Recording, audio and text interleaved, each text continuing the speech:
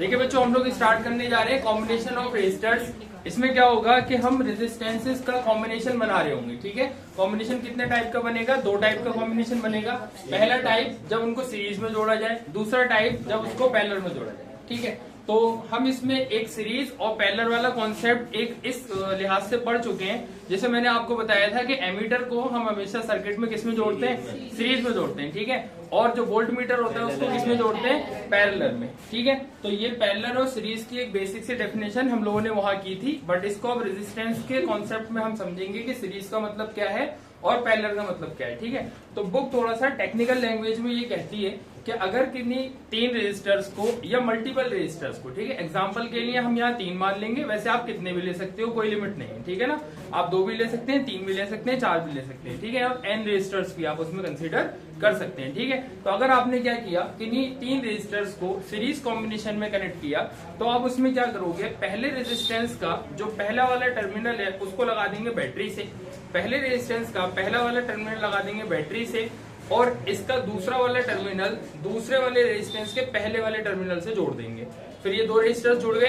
अब उसके बाद में जो तीसरा वाला रेजिस्टर आएगा वो दूसरे वाले के दूसरे सिरे से, और जो उसका तीसरे वाले का पहला सिरा होगा वो इसके दूसरे वाले से कनेक्ट होगा। फिर जो लास्ट वाला बचा वो दोबारा बैटरी से हो जाएगा। ठीक है, तो ये बुक की थोड़ी सी टेक्निकल लैंग्वेज है। आप इसको नॉर्मली ऐसा समझो कि जब किसी एक स्ट्रेट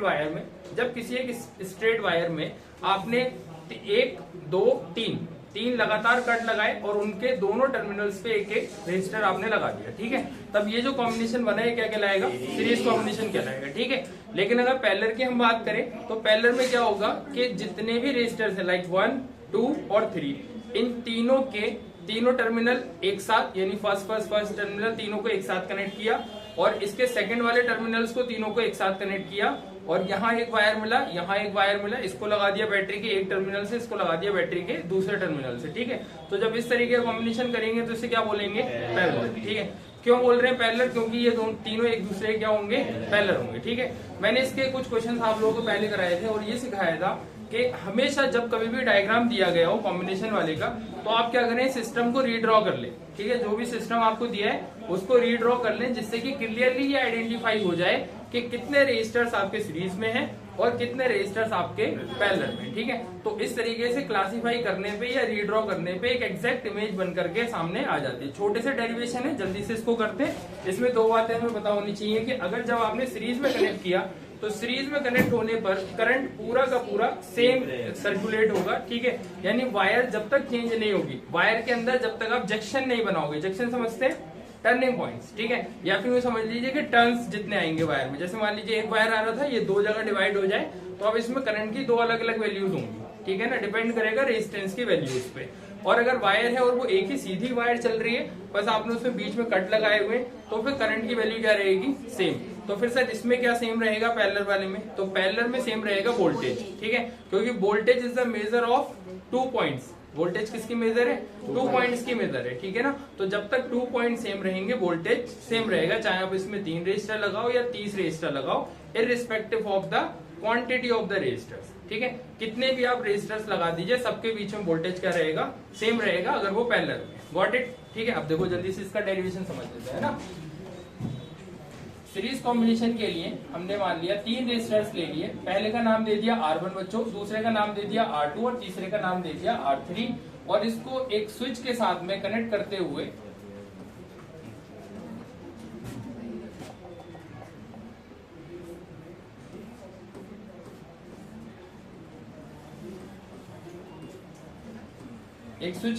कनेक्ट करते हुए R1, R2 और R3 along with the battery having voltage V, so it will contain current I, it will also contain I, and it will also contain I.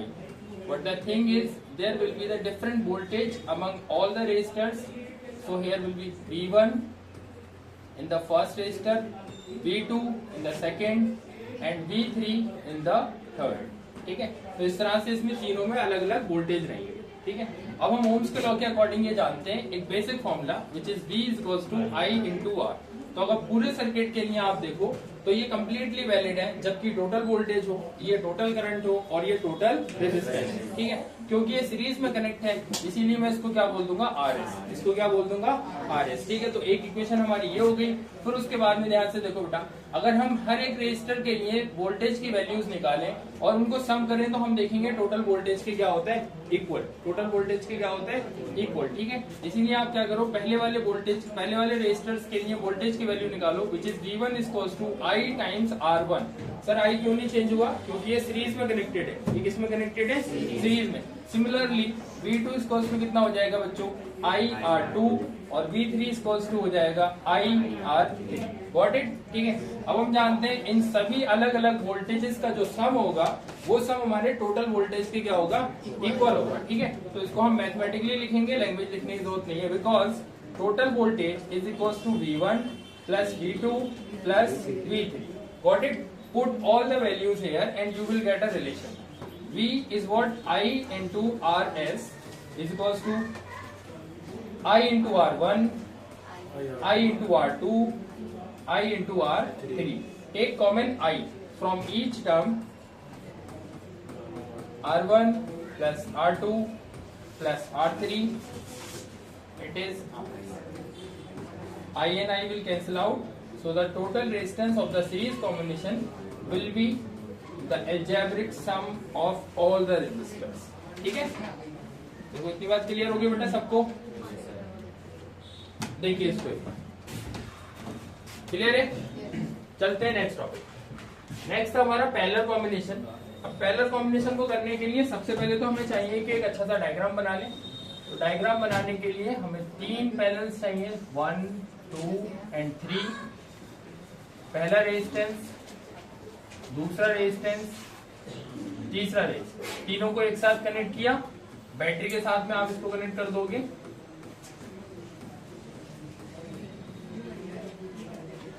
ये वोल्टेज हो गया, पॉजिटिव हो गया, negative हो गया। इसको R1 ले लीजिए, ये R2 हो गया, ये R3 हो गया। अब यहाँ नोटिसेबल थिंग क्या है कि वोल्टेज क्या रहेगा, सेम। वोल्टेज कैसा होगा सबके बीच में, सेम। इसके अंदर करंट होगा बच्चों I1, इसमें करंट होगा I2 और इसमें करंट होगा I3, जबकि जो टोटल करंट है वो कितना होगा, I होगा। अच्छा, मुझे एक चीज का ध्यान रखना होगा कि टर्मिनल हमने कहाँ से लिया, यहाँ से लिया, तो ये इसमें करंट रहेगा, ठीक है। तो डायरेक्शन को आप लोग कर लेंगे अपने अकॉर्डिंग, ठीक है ना। डायरेक्शन देख लेंगे, जहाँ पॉजिटिव टर्मिनल होगा बच्चों उस टर्मिनल से आएगा, कहाँ से, निगेटिव की तरफ, ठीक है ना। तो फिर देखो अब क्या होगा, अब हम इसमें ये चीज देखेंगे कि जो टोटल करंट है उसकी value I1 plus I2 plus I3 के इक्वल हो, ठीक है। तो इसका बेसिक प्रिंसिपल हो गया, फॉर्मूला आपका सेम वही रहेगा, V equals to I into R। But अब की बार हमें I के रिस्पेक्ट में सॉल्व करना है। किसके रिस्पेक्ट में सॉल्व करना है, I के रिस्पेक्ट में। इससे पहले हमने किसके रिस्पेक्ट में किया था, वोल्टेज के रिस्पेक्ट में, ठीक है। यानी वोल्टेज का सम हमने टोटल के इक्वल लिया था। अब यहाँ हम क्या करेंगे, यहाँ टोटल जो करंट होगा वो ईच रेजिस्टर में जितना करंट है उसके सम के क्या होगा, इक्वल, ठीक है। तब उसके लिए हमें I की वैल्यू निकालनी होगी और इसको हम लिखेंगे यहाँ RP। RP का मतलब total resistance of the parallel combination, total resistance of the parallel combination. तो यहाँ से बच्चों आप I की वैल्यू निकाल लोगे, I बराबर हो जाएगा V अपॉन RP, ओके। अब इसी तरह से हर एक रेजिस्टर के लिए I1 की वैल्यू निकालिए।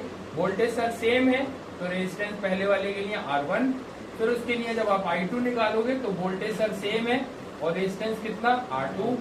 फिर I3 के लिए कैसे निकालेंगे, सेम बिल्कुल, वोल्टेज सेम है और रेजिस्टेंस कितना है, R3, ठीक है। अगेन मैथमेटिकली हम ये जानते हैं कि जो टोटल करंट है हमारा वो ईच रेजिस्टर में फ्लो होने वाले करंट के इक्वल है, इजंट इट, ठीक है। जो टोटल करंट है वो ईच रेजिस्टर में फ्लो होने वाले करंट के इक्वल है, इसीलिए सारी वैल्यूज हम यहाँ सब्स्टिट्यूट कर देंगे और ये कुछ ऐसा दिखाई देगा, V अपॉन RP, ये हो जाएगा बच्चों V अपॉन R1, ये हो जाएगा V अपॉन R2, ये हो जाएगा V अपॉन R3। V आप कॉमन ले लेंगे तो ये हो जाएगा 1 upon R1, 1 upon R2, 1 upon R3, ये हो जाएगा V अपॉन RP। V से V कैंसिल हो जाएगा, तो 1 upon RP is equals to 1 upon R1 plus 1 upon R2 plus 1 upon R3। देख अब इसमें और इसमें क्या डिफरेंस आया, जो टोटल रेजिस्टेंस है पैरेलल कॉम्बिनेशन का, जो टोटल रेजिस्टेंस है पैरेलल कॉम्बिनेशन का that will be the reciprocal sum of each component, that will be the reciprocal sum of each component, ठीक है। तो यानी कि टोटल जो भी इस पैरेलल कॉम्बिनेशन का रेजिस्टेंस आएगा उसका रेसिप्रोकल बराबर होता है हर एक इंडिविजुअल रेजिस्टेंस के रेसिप्रोकल सम के। जबकि यहाँ क्या होगा, जो टोटल रेजिस्टेंस है सीरीज कॉम्बिनेशन का वो ईच इंडिविजुअल रेजिस्टेंस के एल्जेब्रिक सम के ही इक्वल होगा, ठीक है। यानी कि यहाँ आप डायरेक्ट ऐड कर दोगे और यहाँ क्या करोगे, यहाँ पैरेलल में ऐड करोगे, यहाँ किस में ऐड करोगे, रेसिप्रोकल में इसको ऐड करोगे, ठीक है ना, यानी 1/, करो, गॉट इट।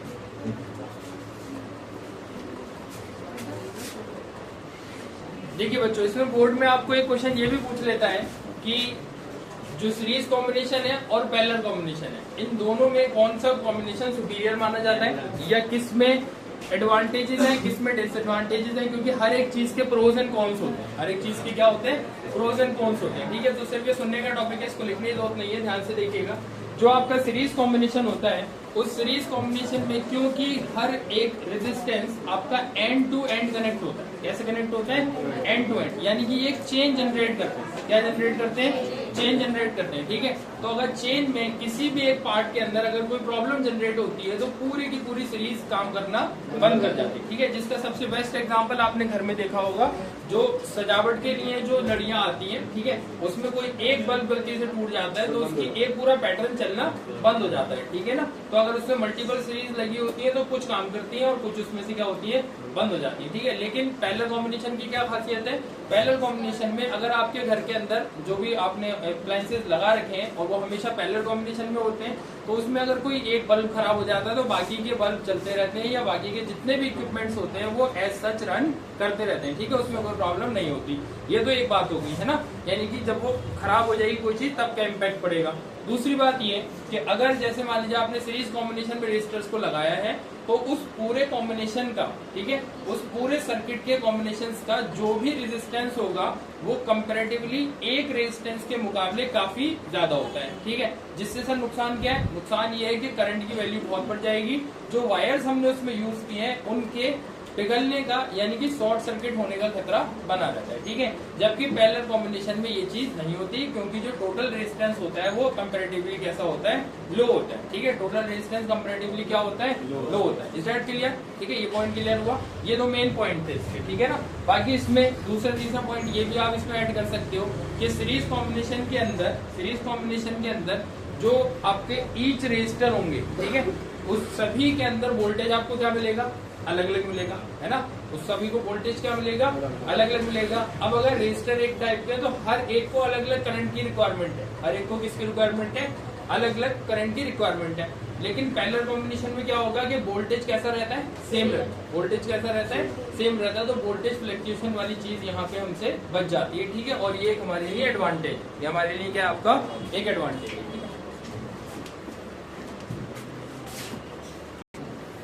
देखिए बच्चों ध्यान से, जिनसे नहीं हुआ, क्वेश्चन में दिया था 3 ओम 4 8 ओम और 4 ओम।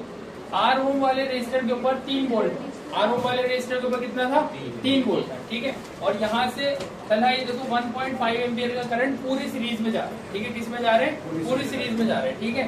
तो डेफिनेटली इसके अंदर भी कितना आएगा, 1.5 आएगा, है ना। तो रेजिस्टर कितना दिया है बच्चों, R, और वोल्टेज कितना दिया है, 3 वोल्ट, और करंट हमें दिया 1.5, यानी कि तीनों चीजें ऑलमोस्ट गिवन है। तो यहाँ से हम R निकालेंगे जो कि अननोन है, ठीक है। So we know that V is equals to I into R, because we want to find the R, so R will be V upon I। V कितना है बच्चों, 3, और ये कितना 1.5, कैंसिल करिए कितना आ जाएगा, 2 ओम। तो R की वैल्यू कितनी आ गई, 2 ओम। क्योंकि आपको टोटल वोल्टेज निकालना है, क्योंकि आपको क्या निकालना है, टोटल वोल्टेज निकालना है, तो आप पहले टोटल रेजिस्टेंस निकाल लीजिए। क्या करेंगे, टोटल रेजिस्टेंस निकाल देंगे, ठीक है। तो R टोटल यानी कि R सीरीज बराबर आ जाएगा बच्चों 3 ओम प्लस का 2 ओम और प्लस का 4 ओम, जो कितना हो जाएगा, 9 ओम हो जाएगा, ठीक है।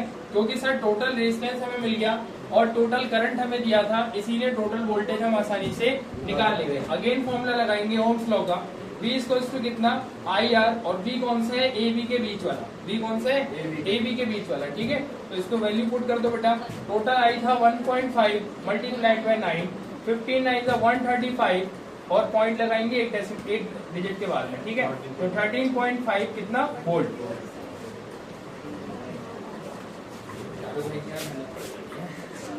ये दो बेसिक से क्वेश्चन है। क्वेश्चन नंबर 1 के अंदर आपको दो टाइप के कॉम्बिनेशन दिए थे, जिसमें 3 रेजिस्टर सीरीज में लगे और 3 रेजिस्टर वही सेम पैरेलल में लगे। तीनों का इसमें कॉम्बिनेशन आप निकाल लोगे। इसके दूसरे वाले क्वेश्चन के अंदर एक कॉम्बिनेशन इस तरह से दिया है कि पहला एक रेजिस्टेंस 2 ओम, दूसरा 3.5 और उसके बाद 3 लगे लगातार पैरेलल में, जिसमें A B C point mark किए गए। तो आपको resistance A B, resistance A C और रेजिस्टेंस बी सी निकालना है। सिंपल क्वेश्चन है, सॉल्व करेंगे। इसमें लेफ्ट साइड में क्वेश्चन है हमारे पास, जिसमें हमें टोटल रेजिस्टेंस निकालना है और टोटल करंट निकालना है, जो कि फिगर आपको दिया है तो उसमें से इजीली आप कैलकुलेट कर लेंगे। बट सेकंड वाले में थोड़ा सा दिमाग लगाना है। इसमें आपको 4 चीजें कैलकुलेट करनी है।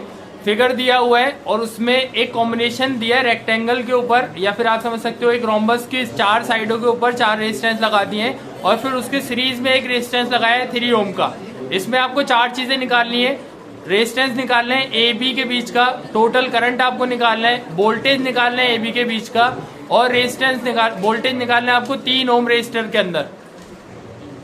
ठीक है बच्चों, इस क्वेश्चन के अंदर हमें 4 चीजें निकालनी है। नंबर 1 ए बी के बीच का resistance, number 2 total current, number 3 voltage निकालना है ए बी के बीच का, और वोल्टेज निकालना है 3 ओम रेजिस्टर के अंदर। मान लो कि इसके अंदर वोल्टेज कितना है बच्चों, V1, और इसके बीच में हमने VAB ऑलरेडी लिया हुआ है। ठीक है, तो अलग अलग लिखने की जरूरत नहीं पड़ेगी। सबसे पहला काम आप क्या करोगे, AB के बीच का रेजिस्टेंस निकालो। AB के बीच का क्या निकालो, रेजिस्टेंस। उसको करने के लिए ये 4 ओम और ये 2 ओम, ये दोनों किसमें, सीरीज में, तो इसलिए कितने हो जाएंगे, 6 ओम। कितने हो जाएंगे, 6 ओम। यहाँ देखो ये 2 ओम और ये 1 ओम, ये कितने हो जाएंगे, 3 ओम। अब ये दोनों यानी कि ये वाली पूरी साइड और ये वाली पूरी साइड एक दूसरे कैसे हैं, पैरेलल। ठीक है, तो हम इसको क्या मान लेंगे, RAB। तो 1/RAB इस कितना हो जाएगा, 1/6 और प्लस 1/3। ठीक है, मैं इसको थोड़ा अलग स्टाइल से सॉल्व करता हूँ, तो मैं लिखूंगा ऐसे 2/3। आप इसको यहाँ नीचे 6 कॉमन ले सकते हो, तो कितना हो जाएगा 1 + 2। हाँ ठीक है, फिर उसके बाद में कितना हो जाएगा 3/6, कैंसिल कर दो बच्चों, कितना आया 1/2। जैसे आप इसको रेसिप्रोकेट अगेन करोगे तो RAB इसको आ जाएगा बच्चों 2।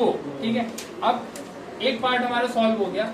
करंट को निकालने के लिए आपको पूरे सर्किट का रेजिस्टेंस पता होना चाहिए। करंट निकालने के लिए आपको पूरे सर्किट का रेजिस्टेंस पता होना चाहिए। तो उसके लिए आप क्या करेंगे, R नेट या फिर R टोटल आप बोल सकते हैं इसको, जिसकी वैल्यू ये पूरा रेजिस्टेंस और सीरीज में 3 ओम का रेजिस्टेंस और है, यानी कि RAB और प्लस 3 ओम, यानी R टोटल कितना होगा, RAB के अंदर कितना ऐड कर दो, 3 ओम और ऐड कर दो, तो कितना हो गया 2 + 3 विच इज 5 ओम। ठीक है, ये निकालना नहीं था हमें, बट ये साइड प्रोडक्ट है क्योंकि टोटल करंट निकालना है। क्या निकालना है हमें, total current. We know that V = what, I × R। Voltage कितना दिया बच्चों, 10। करंट आपको निकालना है और टोटल रेजिस्टेंस कितना आया, 5 से 2 टाइम ही कैंसिल हो जाएगा। I की वैल्यू कितनी हो जाएगी बच्चों, 2 एम्पियर। I की वैल्यू कितनी हो जाएगी, 2 एम्पियर। ठीक है, ये देखो अलग पार्ट हो गया पूरा, इसको अलग से सॉल्व करना और इसको अलग से पार्ट 1 पार्ट 2 करके आप इसे अरेंज कर सकते हो। फिर उसके बाद में आ जाइए, देखो 2 चीजें आ गई हमारे पास, एक ये टोटल करंट आ गया और रेजिस्टेंस आ गया। अब निकालेंगे वोल्टेज AB के बीच का। क्या निकालेंगे, AB के बीच का वोल्टेज। ध्यान से देखो, यहाँ से कितना करंट चल कर गया बेटा, 2 एम्पियर। कितना करंट चल कर गया, 2 एम्पियर, जो इस पूरे AB को मिला, इसको मिला, इस पूरे AB को कितना करंट मिला, 2 एम्पियर का। इस पूरे AB का रेजिस्टेंस कितना था बच्चों, बोलो, 2 ओम। ठीक है, अब मुझे क्या निकालना है, वोल्टेज ना, तो वोल्टेज यानी कि VAB कितना होगा, I × RAB, isn't it? बोलो, यही होगा। करंट सर सेम रहेगा, यानी कि करंट इसमें जो गया ना पूरे AB को सेम करंट मिला। ठीक है, तो 2 एम्पियर × RAB कितना था, 2 ओम। ठीक है, यानी कि 2 × 2 विच इज व्हाट, 4 वोल्ट। कितना आ गया, 4 वोल्ट। ठीक है, अब इसमें आप ट्रिक भी लगा सकते हो, है ना, यानी कि कंजर्वेशन से भी कर सकते हो, चाहो तो फॉर्मूला भी लगा सकते हो। ठीक है, यानी कि अगर फॉर्मूला से करोगे तो क्या होगा, देखो 2 एम्पियर का करंट यहाँ डिस्ट्रीब्यूट हुआ होगा, दोबारा मिक्स होकर के कितना हो गया होगा, 2 एम्पियर, यानी कि इसको भी कितने एम्पियर का करंट मिलेगा, 2 एम्पियर का। तो डायरेक्ट आप यहाँ से V1 निकाल सकते हो। कितना मिलेगा बोलो, V1 = I × R, कौन सा, 3 ओम का। ठीक है, तो I की वैल्यू कितनी है, 2 × कितना, 3 विच इज 6 वोल्ट। ठीक है, दूसरी बात, अगर आपको वैसे ही निकालना था ट्रिक से, तो देखो इस बूढ़े को कितना मिला, 4 वोल्ट, टोटल कितना था 10 वोल्ट, तो 10 में से 4 माइनस कर दो, कितना मिला, 6 वोल्ट। ठीक है, आप ऐसे भी कर सकते थे और फॉर्मूला से भी कर सकते हैं, दिस इज योर चॉइस। ठीक है, इसको आप अपने तरीके से सॉल्व कर सकते हैं।